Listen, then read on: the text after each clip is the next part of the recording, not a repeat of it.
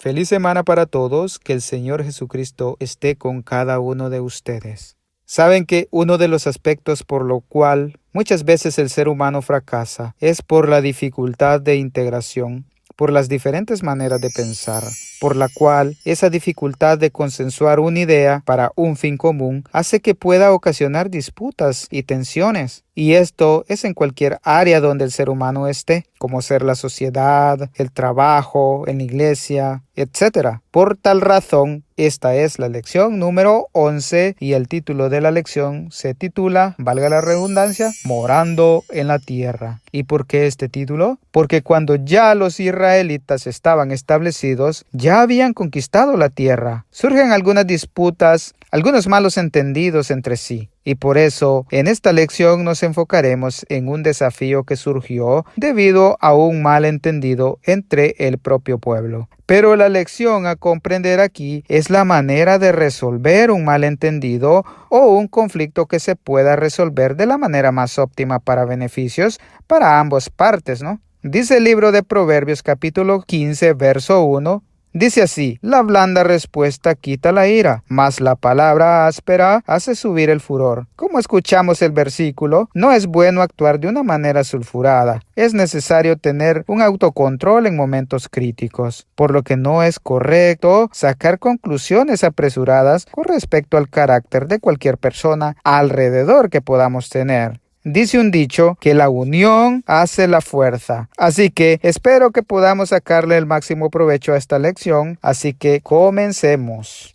Bien, algo muy importante que el Señor espera de nosotros es compromiso. Compromiso con su obra. Por tal razón, este subtítulo es llamado compromiso. Muchas veces fallamos, quizá por miedo, quizá por entrar en un estado de confort, pero es importante notar que no debemos desmayar ante situaciones de abundancia, así como también en situaciones críticas en nuestra vida. Voy a leer el libro de Números capítulo 32, verso 5. Dice así, por tanto dijeron, si hallamos gracia en tus ojos, dese esta tierra a tus siervos en heredad, y no nos hagas pasar por el Jordán.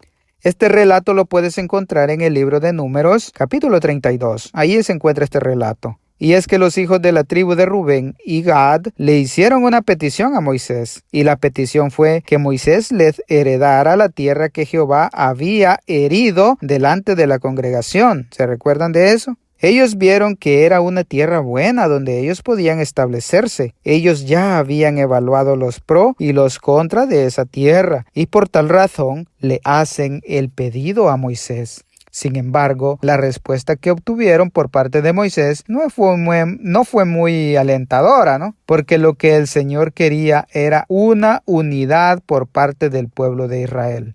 Pero ellos hicieron un compromiso para llegar hasta últimas instancias con el resto de sus hermanos en la lucha por la conquista de Canaán. Ellos prometieron luchar con el pueblo a pesar de recibir ya su heredad antes. Y así lo hicieron. Sin embargo, si no pasaban armados para luchas, no podían reclamar su heredad previa. Bien, esta solo fue para ponerlos en contexto para lo que viene. Ahora bien, voy a leer Josué capítulo 22 versos 1 y 2 y dicen de la siguiente manera. Entonces Josué llamó a los Rubenitas y a los Gaditas y a la media tribu de Manasés y les dijo, vosotros habéis guardado todo lo que Moisés siervo de Jehová os mandó y habéis obedecido a mi voz en todo lo que os he mandado. Vemos en estos versículos recién leídos cómo la tribu de Rubén y Gad cumplieron fielmente con lo que prometieron a Moisés allá en el desierto, ¿no? Y Josué aquí lo estaba afirmando cómo estas tribus cumplieron fielmente.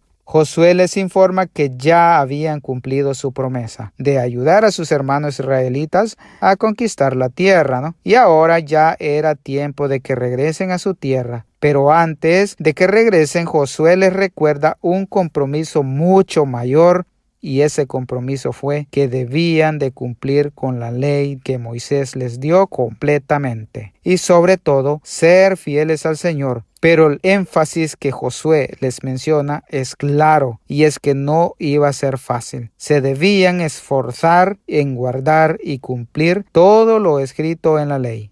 Ahora bien, podemos encontrar una gran enseñanza y podemos encontrar la importancia de permanecer unidos como cristianos, así como también los que están pronto a ser cristianos. Como seres humanos, a menudo nos enfrentamos a muchos desafíos y dificultades que pueden desanimarnos y tentarnos a dar un paso atrás en la lucha. Pero así como Moisés y Josué, que confiaron en el Señor para que Él luchara con ellos, así también nosotros tenemos que tener fe y saber que el Señor pelea por nuestras luchas y nuestros pecados diarios. Él promete estar con nosotros en todo momento y nos capacita para enfrentar los desafíos y desánimos que es parte de nuestro diario vivir, ¿no? Solo necesitamos un compromiso con Él. Generalmente, como seres humanos pecaminosos que somos, nos dejamos llevar por las apariencias y empezamos a sacar conclusiones de cualquier otra persona, sin indagar primero quién es, cómo vive, por qué hace tal cosa, al contrario de informarnos primero, ¿no? Lo que podríamos hacer es señalar sin antes indagar. Como repito, por tal razón, este subtítulo de la lección se llama Acusaciones.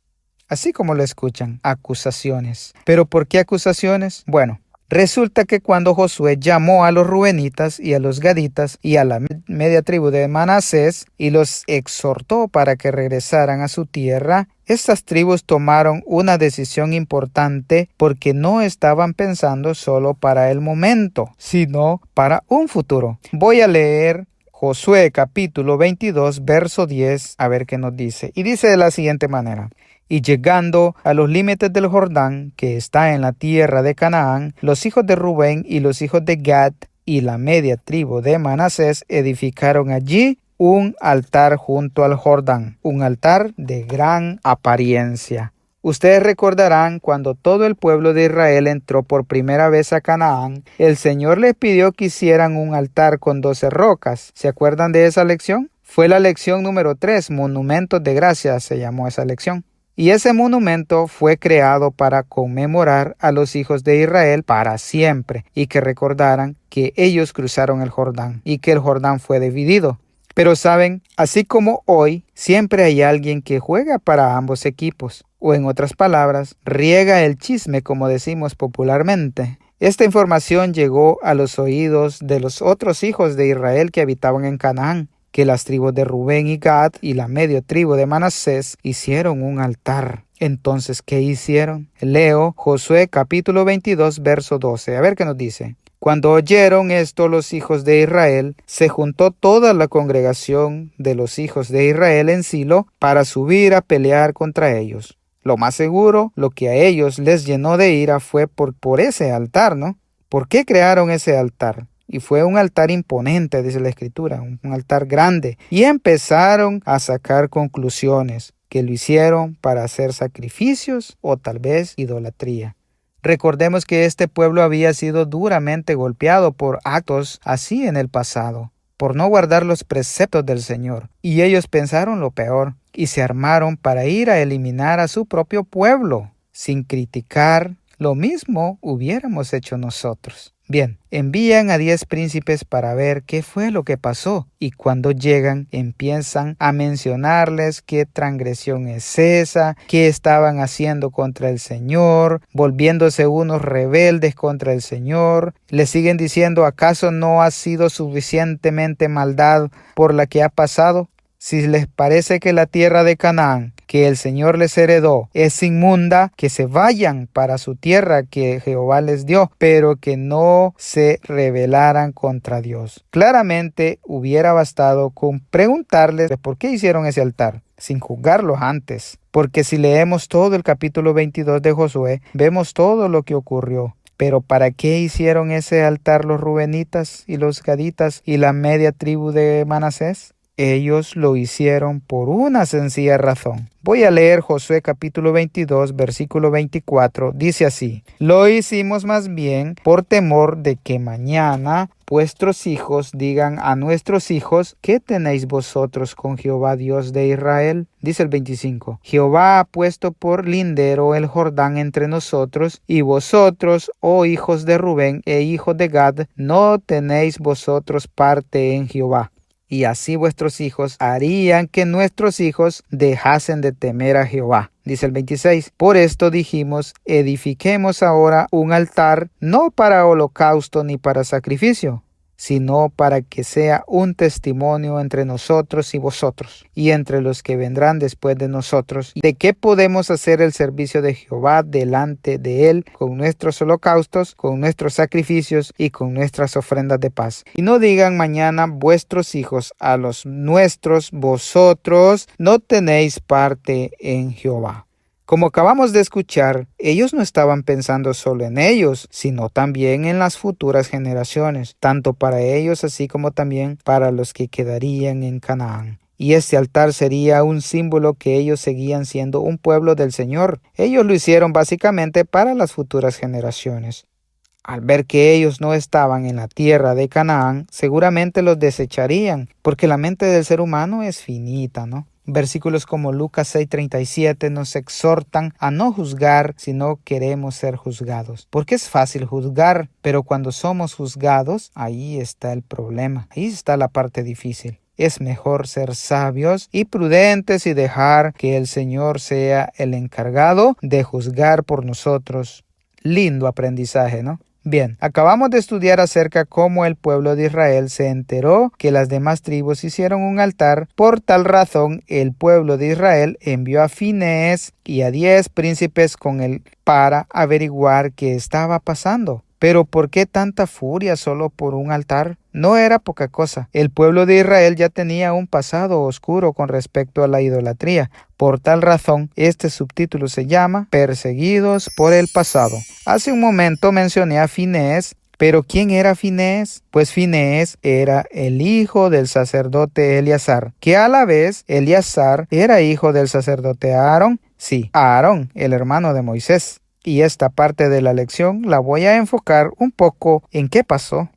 ¿Por qué tanto alboroto por un altar? Y es que, como repito, Israel ya tenía un pasado con respecto a este tema de idolatría, ¿no? Este tema por el cual Moisés luchó tanto para que el pueblo no se contaminara, pero era muy difícil porque era un pueblo totalmente necio. Resulta que cuando el pueblo moraba en Sittim, dice la escritura que el pueblo empezó a fornicar con las hijas de Moab. Moab, una tierra llena de idolatría. Ellos no habían aprendido nada, dice la escritura, que los invitaban a hacer sacrificios de sus dioses falsos. Y no solo era que los invitaban, porque lo que lo inviten a uno decide si ir o no. Pero el pueblo de Israel comió e incluso se inclinaron ante estos dioses falsos. No bastando eso, acudieron a Baal peor. Y ya esto Jehová Todopoderoso no lo soportó. Muchas veces, muchas personas dicen por qué el Dios del Antiguo Testamento era un Dios sanguinario. Y lo dicen porque no leen las Escrituras. Como vemos, este pueblo de Israel ya tenía instrucciones claras por parte del Señor.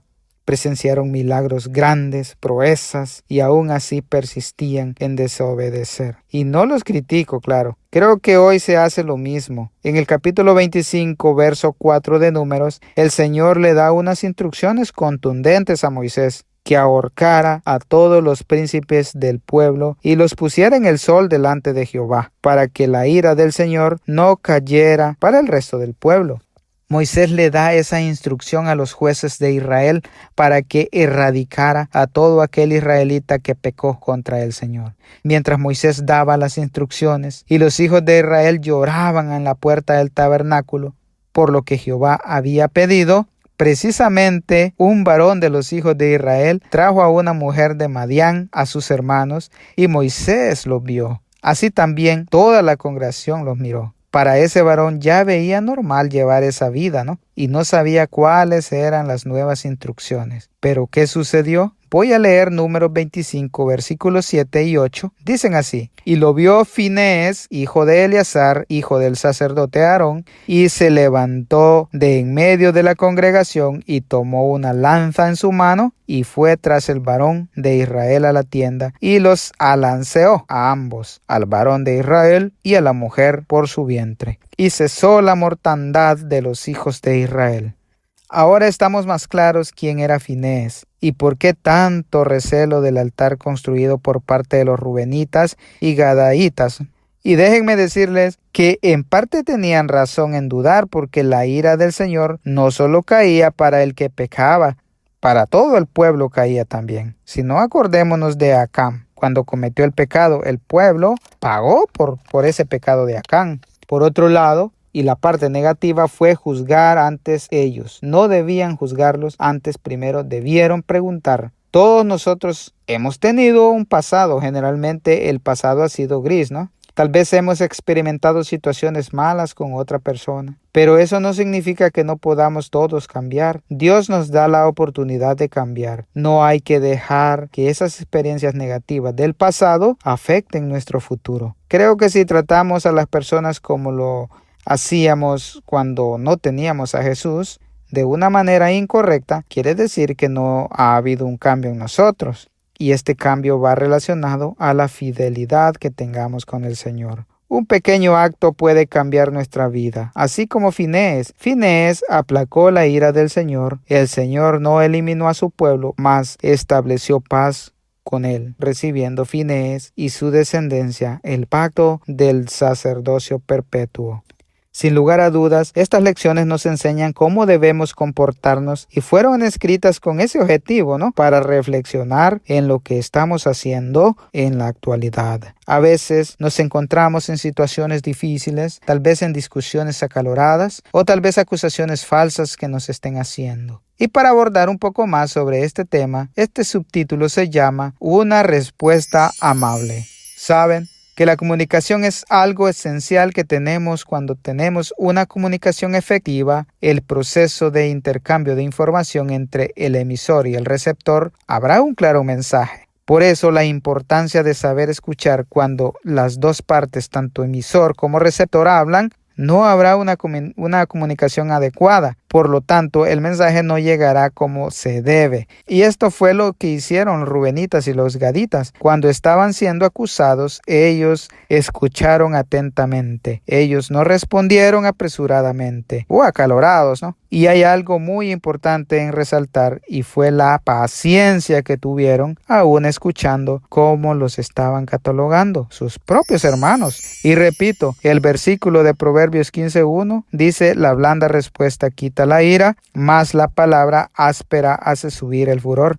Y esto lo sabían los hijos de Rubén y Gad. Ellos no dejaron que la ira les ganara y confrontar a sus acusadores. Ellos esperaron pacientemente y luego dieron su respuesta. Como lo mencioné antes, ese altar no lo ocupaban para hacer sacrificios o actos de idolatría, sino pensando en las futuras generaciones para que no piensen que eran pueblos distintos entre sí, separados por el Señor. Y como repito, este solo era un malentendido, porque ellos habían ya experimentado cosas oscuras en el pasado y tenían miedo en caer a lo mismo. Al final, cuando todo se aclaró, el resto del pueblo de Israel sintió regocijo en su corazón porque sus sospechas resultaron erróneas. Se evitó una guerra civil realmente entre el propio pueblo. Salmo 37:8 nos menciona: deja la ira y desecha el enojo. No te excites en manera alguna a hacer lo malo. No es fácil tener un autocontrol en momentos críticos, como esas falsas acusaciones que tuvieron los hijos de Rubén y Gad,